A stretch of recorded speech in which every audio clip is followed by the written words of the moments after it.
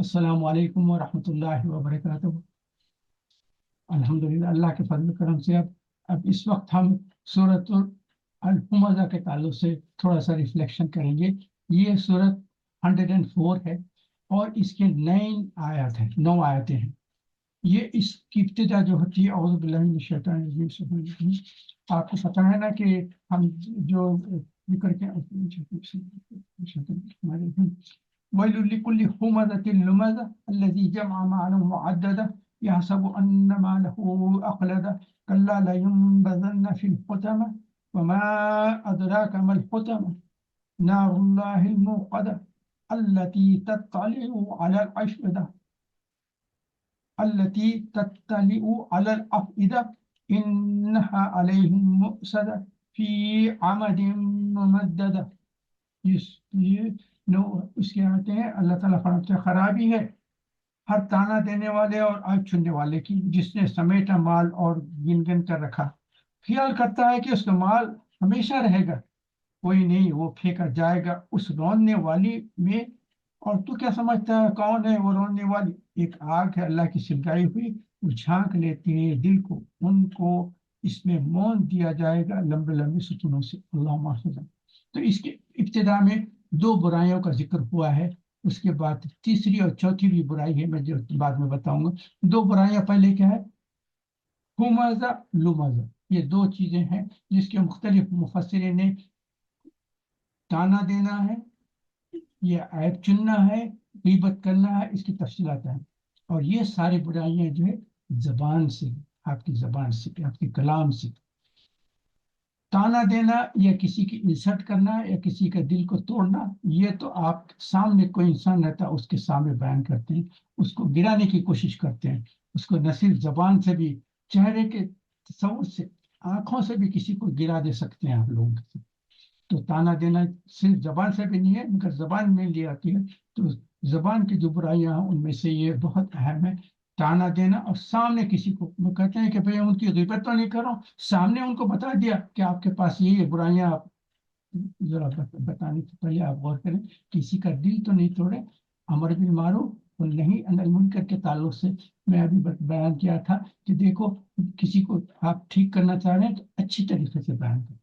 किसी को, आपका असल मकसद ये रहता है कि उनके लिए बेहतरी हो जाए, आप जो चाह रहे हैं उनको। मुझे ये नहीं है कि बस मैं किसी सूरत से इनको इनको वार्न कर दूं और इनको कह दूं कि ऐसा मत करो, मगर नहीं। अल्लाह ताला इसीलिए तो मूसा अलैहिस्सलाम को कहा कि, और कुरान करीम की आपको एक इम्पोर्टेंट बात, पूरे कुरान की जितनी हरूफ है ना, उनमें सबसे सेंटर का हरूफ क्या है? वल यतलत्तफ। जो पूरे कुरान का मिडिल, इससे पहले आधा कुरान है, इसके बाद आधा कुरान। सूरह कहफ में है वल यतलत्तफ, लताफत से, आसानी से, नेक तरीके से, बेहतरीन तरीके से आप जब भी बात करेंगे ना तो इस करें। तो ये लताफत, वल यतलत्तफ, ये सेंटर वर्ड है पूरे कुरान का। आधा कुरान इससे पहले, आधा कुरान इसके बाद है। तो इसकी अहमियत है, किसी के साथ आप बात करेंगे ना, उनको ठीक भी करना है, अच्छे तरीके से करना जरूरी है। जैसा कि आपने सामने बयान किया था, हजरत हसन हुसैन रज़ी अल्लाह ताला अन्हु, जो छोटे बच्चे थे, देखे कि मदीने में एक शख्स आया, वजू किया तो गलत तरीके से किया। तो वो उस शख्स को नहीं कहे, क्योंकि उम्र में बहुत बड़ा था।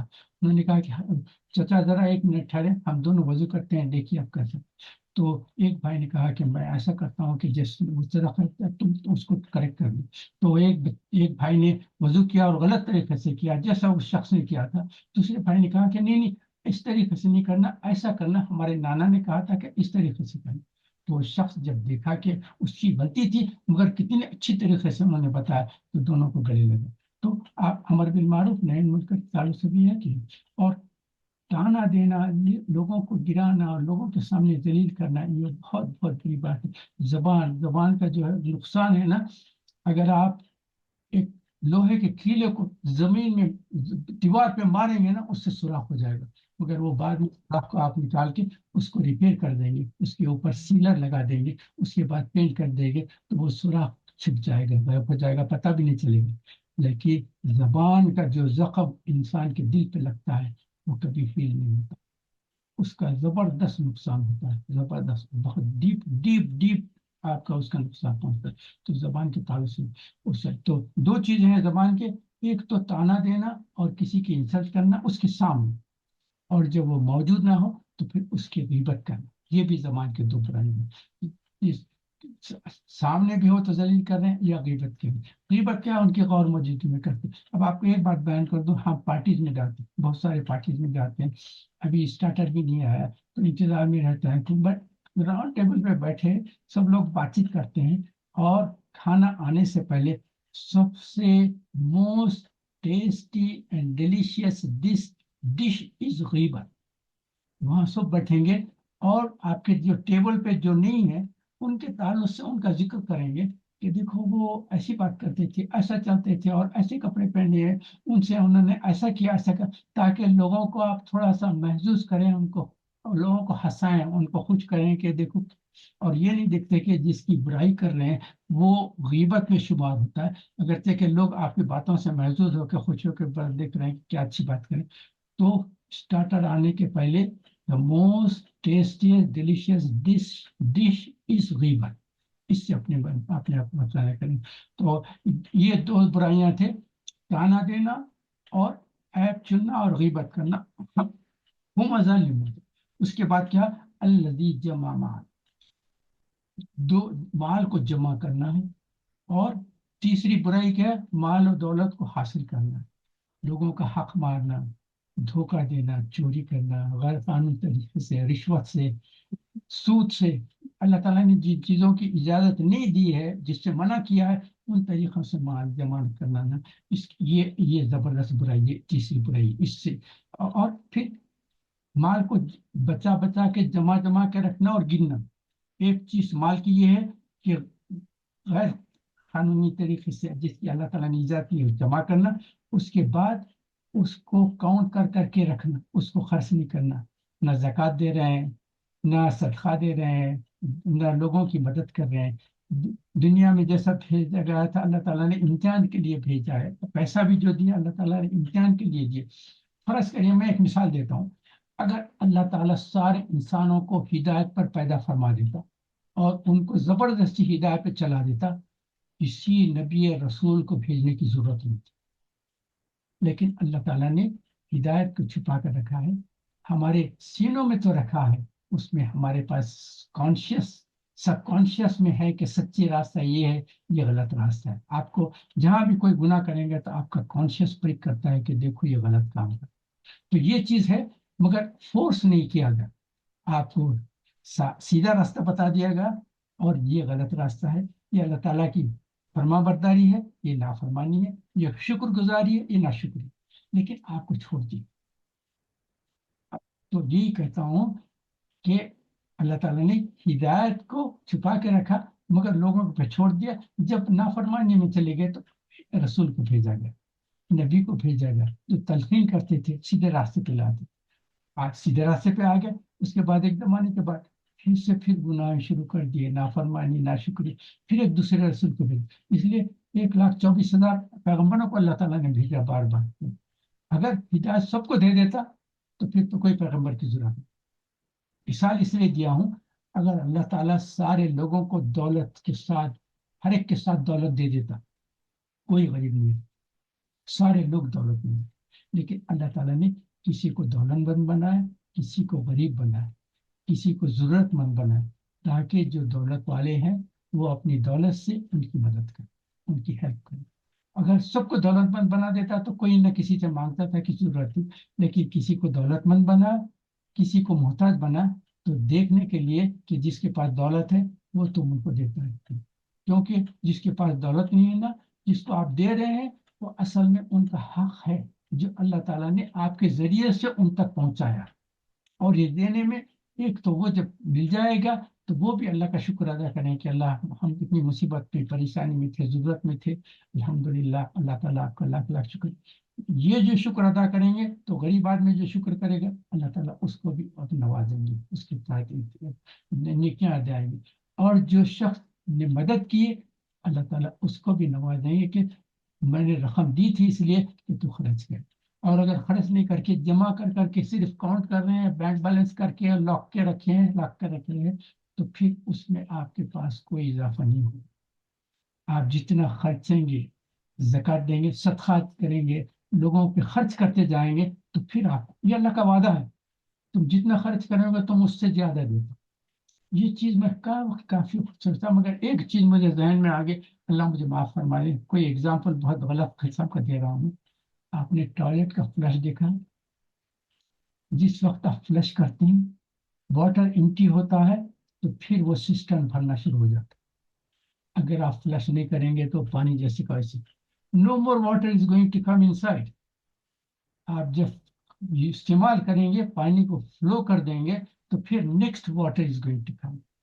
آپ جو اللہ تعالیٰ نے دعوت دی ہے وہ اس کو خرچ کریں گے، استعمال کریں گے، لوگوں کی مدد کریں گے، اور اللہ تعالیٰ، یہ اللہ تعالیٰ کا وعدہ ہے، تم صدقات خیرات کرتے جاؤ، لوگوں کی مدد کرو، میں تم کو اور دیتے جاؤں اور دیتے جاؤں. تو یہ بہت اہم چیز ہے. جمع مالا و عددا، کاؤنٹ کرتے رہتے ہیں. وما ادراک ما، تو اب جو یہ نہیں کریں گے، نافرمانی کریں گے، ناشکری کریں گے، پیسوں کو جمع کر رکھیں گے. اور آپ کو ترمذی کی حدیث کئی مرتبہ بیان کیا ہوں، پھر سے میں بیان کر دیتا ہوں. اللہ تعالیٰ حدیث میں، ترمذی کی حدیث میں حضور اکرم صلی اللہ علیہ وسلم نے فرمایا کہ بنی آدم کے خادم قیامت میں جو سارے لوگ کھڑے رہیں گے، آدم علیہ السلام سے لے کے آخری آدمی جو ہوگا، سب قیامت میں ایک جگہ پہ کھڑے رہیں گے، اس زمین پہ سطح پہ کھڑے رہیں گے.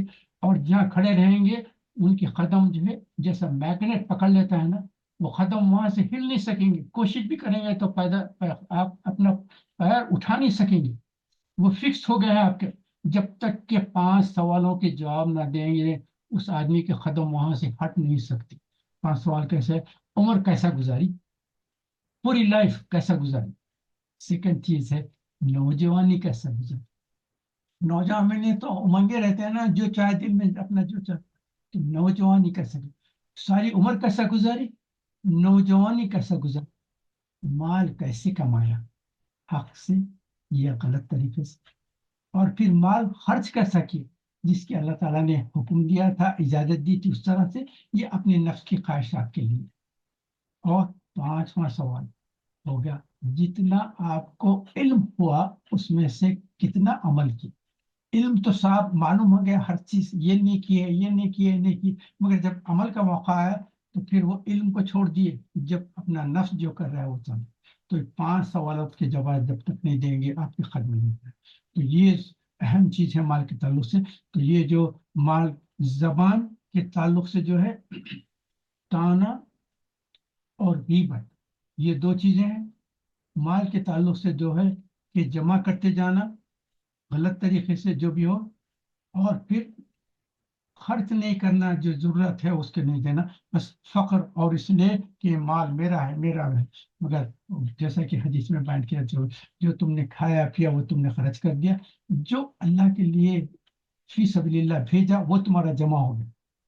اور جو بچا بچا کر رکھ رہے ہیں وہ مال تمہارا نہیں ہے، تمہارے انہیریٹنس کا ہے، جو آپ کے مرنے کے بعد آپ کے اولاد ہے، جو بھی جس کو ملنے والا ہے، وہ مال ان کا ہے، آپ کا نہیں ہے. آپ جو سمال کے جو رکھ رہے ہیں وہ مال آپ کا نہیں ہے، جو آپ نے کھا لیا، استعمال کر لیا، جو بھیج دیا.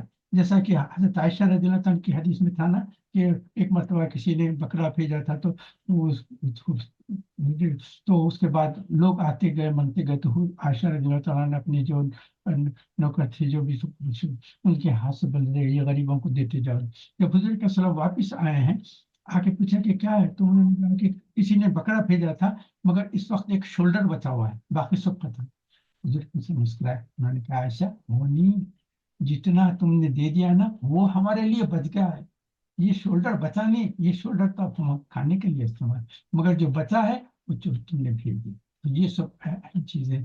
تو نافرمانی اور ناشکری اور نفس امارہ کی غلامی سے بچنے کی کوشش کریں گے. اگر نہ کریں گے نا تو نافرمانی، ناشکری اور نفس امارہ کی غلامی میں کرنے والوں کے لیے حطمہ ہے. الحطمہ تو اللہ تعالیٰ خود بھی فرماتے ہیں. الحطمہ کیا ہے؟ یہ ایک دوزخ کی ایک آگ ہے جس کو بہت سارے لوگوں نے کہا کہ وہ آگ اوپر سے نہیں آئے گی، وہ اندر سے دل میں آئے گی، اور وہ دل کو چیرتے ہوئے دماغ سے چلے جائے، اس کے بعد وہ اندر سے پھیلے گی. وہ آگ سے ہم سمجھتے ہیں کہ نا آگ سے انسان کو جلایا جائے گا تو وہ آگ اوپر سے آتی ہوئی اندر آئے گی، مگر یہ الحطمہ جو بیان کیا ہے وہ انسائڈ اس کے واسطے بعض لوگوں نے اس کی مثال دی ہے. اب آج کل کے زمانے سے کیا ہے لیزر, آپ دیکھو لیزر ہے نا, وہ ایک آگ ہے اور وہ جسم کے اوپر نہیں, جس پن پوائنٹ پہ آپ چاہتے ہیں کہ وہاں پہنچ جائے وہاں جو ہے لیزر کے ریس پہنچ کر وہاں جلانا شروع کر دیتے. تو یہ الحتما کیا ہے, ایک لیزر قسم کی آگ ہے جو انسان کے دل میں آئے گی اور اندر سے جلاتے ہوئے اس کے دماغ تک پہنچ جائے گی اور وہاں سے پھیل کے پارے جسم میں آ گئی.